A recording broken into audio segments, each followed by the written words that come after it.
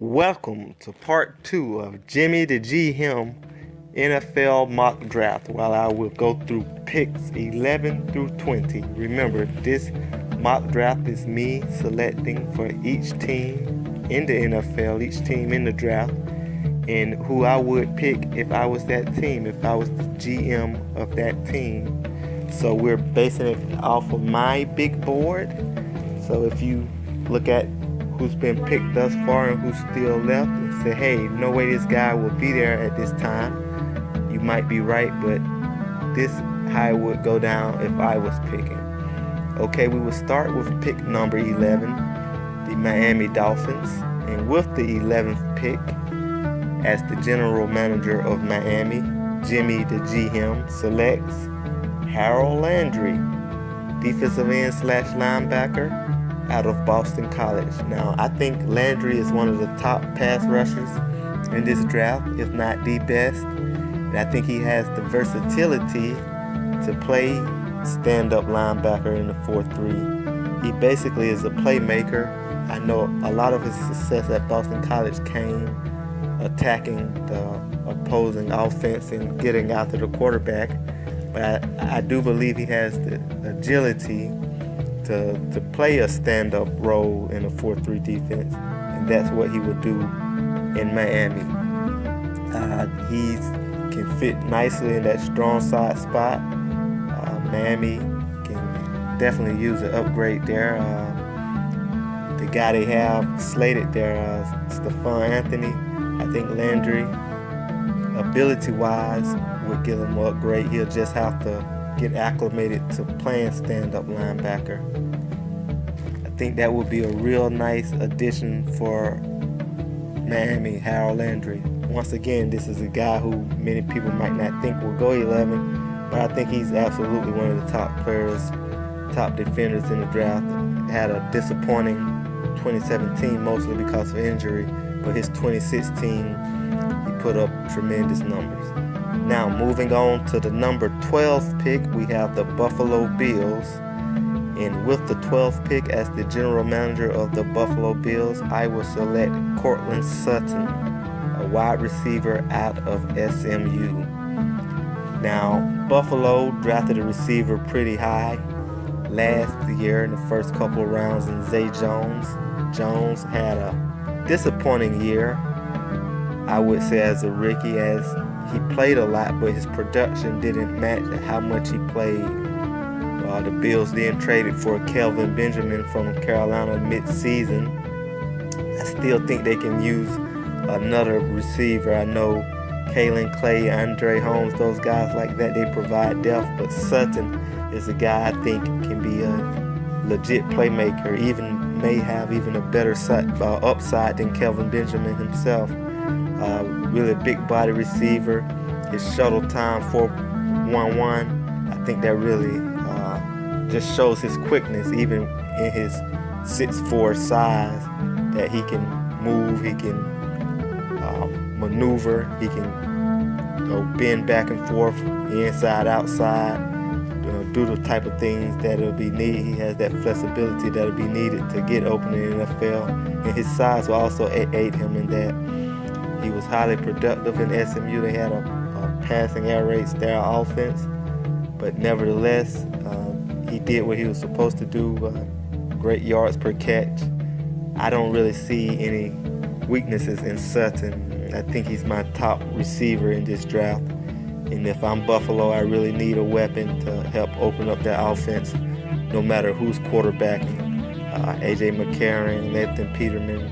I think McCarron this year can get the job done, and maybe Peterman with a little more experience. I think they can be serviceable.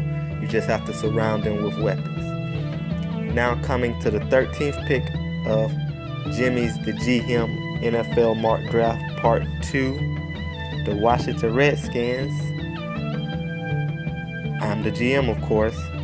We will select Minkah Fitzpatrick, defensive back out of Alabama. Now, Fitzpatrick is getting a lot of love, like a lot of Crimson Tide players do around this time of year, because we've seen him make plays in the biggest games. That doesn't automatically mean they will be a success or a star in the next level. But Fitzpatrick, the thing that separates him from some of the other guys, maybe like a Dre Kilpatrick, I think his natural instinct of making plays, that's something you really can't quantify, so to speak. You really can't measure. His measurements are sort of middle of the road for a defensive back. He did have a pretty fast 40 time, but as far as things that show his explosiveness, I know he didn't test the 20-yard shuttle at the combine, but just like his vertical, his explosiveness, I wouldn't put that in elite corner range. So I'm sort of looking at him as a hybrid defensive back. I think Washington, they got 3 capable cornerbacks, Orlando Scandrick, Fabian Moreau, the player they drafted out of UCLA a year ago, and of course Josh Norman. So Minkah Fitzpatrick probably can help in relief at the corner or even in nickel or dime. But I think his versatility, being able to play safety as well, especially free safety, will be an added addition to that Redskin defense that turned that cornerback strength into an overall secondary strength, adding a player of his caliber. Now with the 14th pick, the Green Bay Packers are on the clock, and I put on my Green Bay Packer hat, and I select Tremaine Edmunds, linebacker out of Virginia Tech. Now Tremaine is physically, athletically just a beast. You see a player with his size, 6'5", 250 pounds, can run a 4.5 40, highly productive, not just a physical freak, but he was highly productive in college, getting over 100 tackles last season. You saw some of the numbers earlier he put up.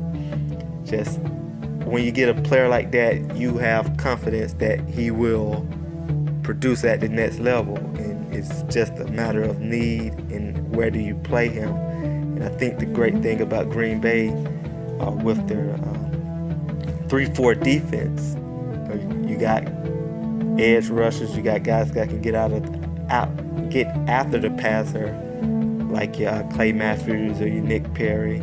You got inside guys who make tackles, Blake Martinez, Jake Ryan. I think Edmunds can make an impact in either one of those areas. I think he can be an upgrade over Jake Ryan, although Jake Ryan played well last season. And I think in time he could eventually replace Perry or Matthews.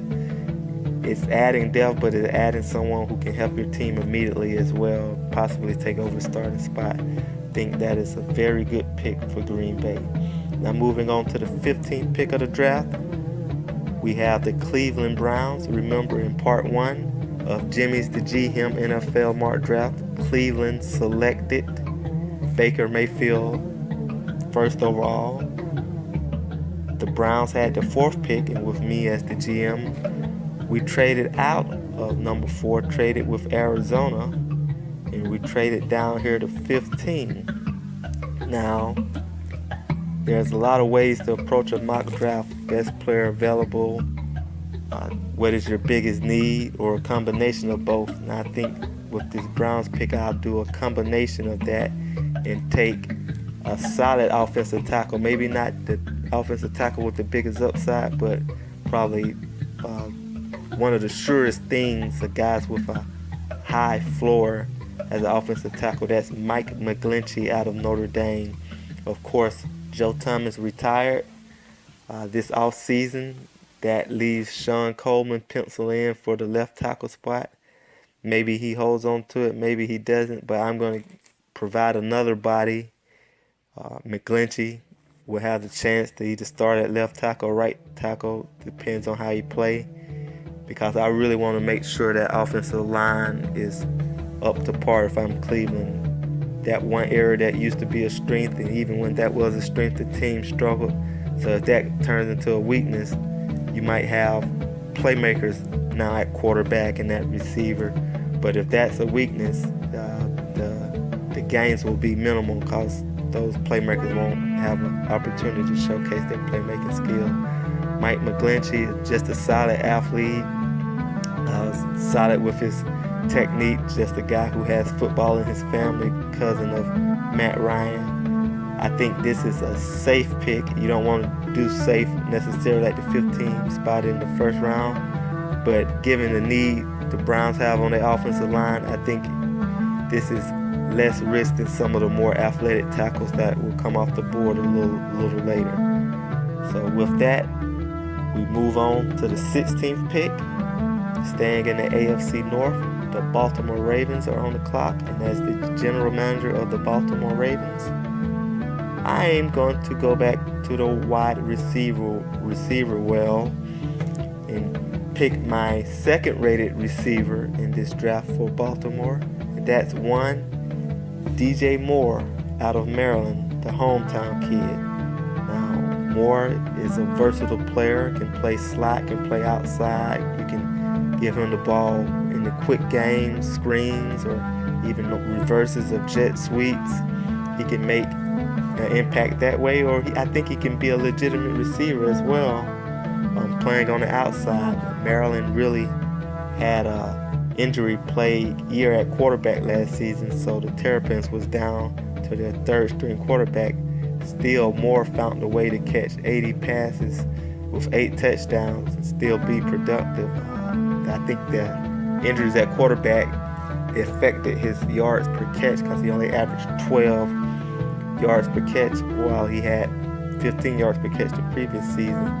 But athletically and on game film, he's a playmaker. He has the versatility on film and the speed numbers to prove it. So I think it's a very safe pick. You give Baltimore a receiver, they really need a receiver. You have Willie Snead, Michael Crabtree, John Brown. I don't think you can really depend on any of those guys to be a number one. Somebody will end up being a number one. It might not be DJ Moore this upcoming season just because he's a rookie, but he definitely has the ability within a year or two to be the top receiver out of that group of guys. Now moving on to the 17th pick, the Los Angeles Chargers are on the clock, and as the general manager of the Los Angeles Chargers, I select Marcus Davenport, linebacker / defensive end out of Texas San Antonio. Now the thing with Marcus Davenport, with a lot of the defensive prospects in this draft, a lot of the edge rushers, his play strength concerns me a little bit, and that's okay.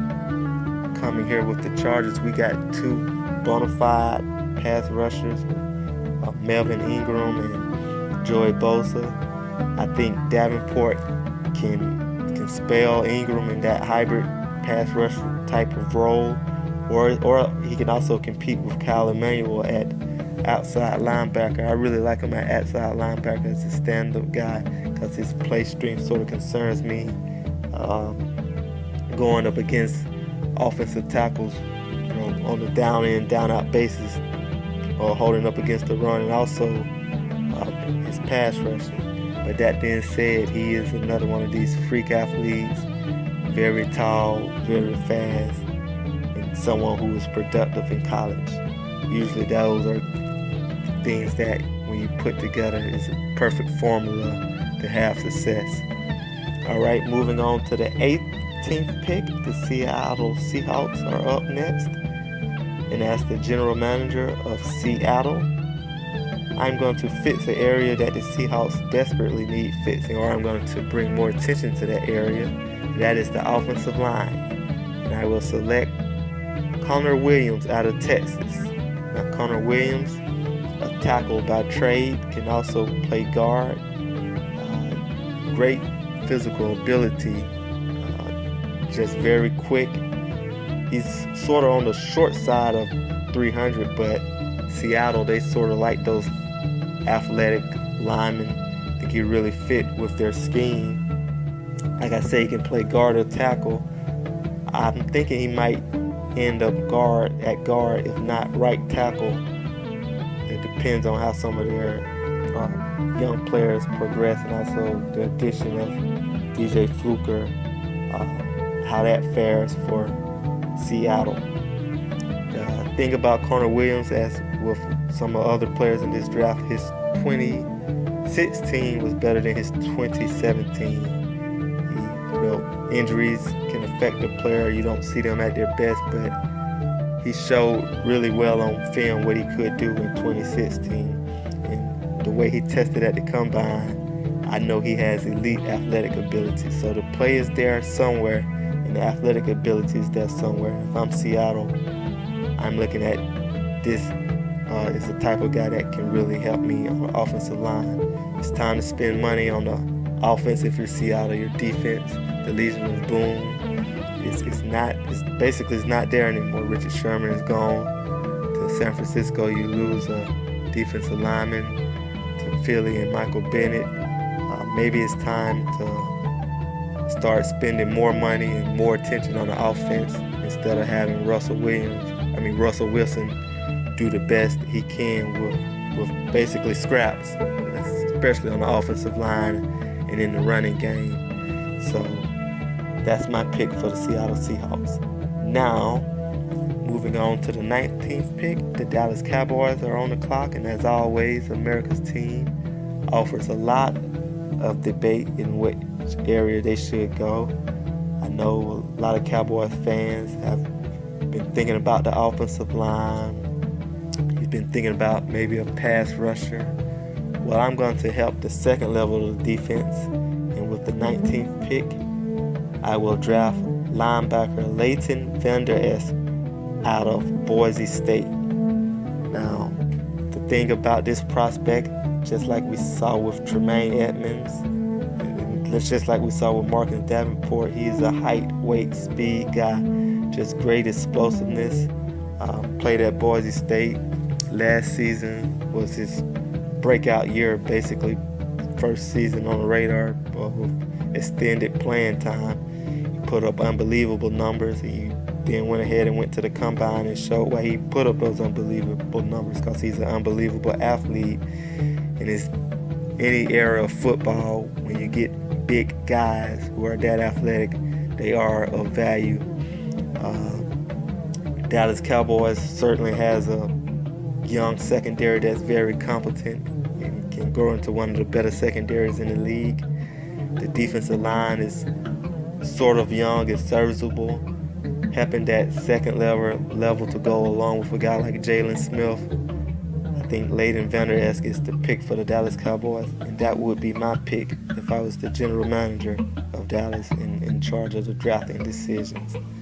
Now, we are at the last pick of this part 2 of the NFL Mock Draft 2018 edition by Jimmie The G-Him. That's me. What would I do if I was the general manager of each team in the NFL? There's one player, I'm sure some of you watching, some of you looking at the description say, hey, where is this guy? Where is this guy? Well, I believe that player is coming up right now with the Detroit Lions picking 20. As the general manager of the Detroit Lions, I select Bradley Chubb out of North Carolina State, defensive end. Now, the thing about Bradley, I think he's a really good athlete. Maybe not in the class of a Edmunds or Davenport or Vander Esch, but he's sort of a different player. He's a guy that I don't see standing up playing that 4-3, definitely outside linebacker, not even a 3-4. I think he's a 4-3 defensive end. And because of that, his strength testing, or what he benched at the combine, that gives me a little pause for concern, thus dropping him on my big board. A bright side comparison to Bradley Chubb would be the aforementioned Joey Bosa of the Los Angeles Chargers. But Bosa didn't really test as well as Chubb. Chubb tested a little better, but they had similar tests as far as the strength numbers. And if Bosa can do it and have a success at the next level, he said Chubb can do it as well, just as he continues to hone and master the technical part of this game. I wouldn't put it past him, but I like some other guys better than him. That's where he slips right here to Detroit. And I'm sure if this scenario happened on draft night, Detroit would be very happy. You have Ezekiel Ansah. You have Zettel, two productive defensive ends from a season ago. You had the addition of Chubb, if you have a nice three-man rotation there for Detroit, giving you 3 pass rushers. So Bradley Chubb, no, I do not think he's a top 5 pick. I think it's more of a question mark. Those guys you saw put in part 1, I think they have fewer questions to ask, those top 10 picks. So in my mock draft, if I was the general manager of each team, Bradley Chubb would be going off the board number 20 to the Detroit Lions. All right, that wraps up the 2018 NFL mock draft part 2 from Jimmie The G-Him. What would I do as general manager for each team? Stay tuned for the final part 3.